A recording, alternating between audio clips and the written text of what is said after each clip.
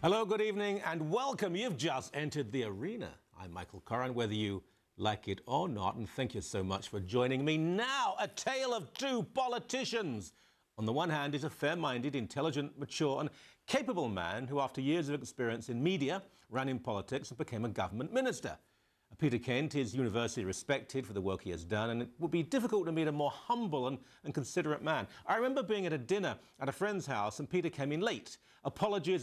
He'd come straight from the airport from several time zones away on what he said was pretty mundane government business, but had given his word that he would be at the meal.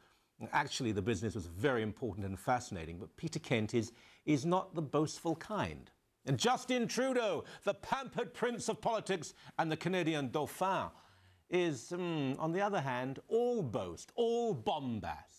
The CBC invited me to a Test the Nation's IQ show a couple of years ago. It was a CBC, absurdly overfinanced and grand, but the point is there were some very important people there, very important people, dozens of them. And then, late and loud, came little Justin. Ignoring the cabinet ministers, the hockey stars, authors, astronauts, famous actors, he boomed his way to the front, made loud noises, stood up, tried to dominate. An utter bore. But then, that is what spoilt brats do. Daddy was famous, Mummy was famous, if deranged or drugged. Daddy was also a privileged playboy who thought Nazism might be fun, and then decided that Canada wasn't enough of a party for him, so tried to ruin it. Little Justin, pampered prince, has only known privilege. He was a drama teacher for a couple of years. He tried to turn his father's funeral into a one-act play for his own career, and then, because of his name, became an MP. Oh, you doubt me? Oh, come on. Do you seriously believe that if his name was Jones, Goldstein, Kelly, Lemieux, he would have won his seat? It's applied nepotism, and it decays and denigrates the Canadian political system. And now the little boy who wears jeans to the House of Commons because he thinks it brave and daring, when in fact it's rude and disrespectful, has called Peter Kent a piece of shit. You know about this. The Speaker of the House should have thrown him out.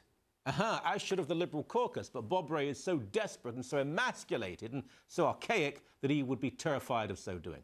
MPs have been reprimanded even for calling other members bullies, but for describing them as excrement? Look, it's not the word itself, it's the lack of grace, the lack of wit, it's the arrogance, the sheer sense of entitlement and nastiness. Just like the old fraud who was his daddy, little boy Justin, believes the world owes him a living and that he can abuse and insult at will. Now, unlike his daddy, Justin is stupid. Whatever you think of Pierre Trudeau, he was not a fool. Justin is. Now, he can fill a room, he's pretty, he's loud, but he's an intellectual dwarf, a cerebral midget, a blowhard, an offensively self-assertive thug, filled with ambition and a sad need to be noticed. What a complete piece of stupidity!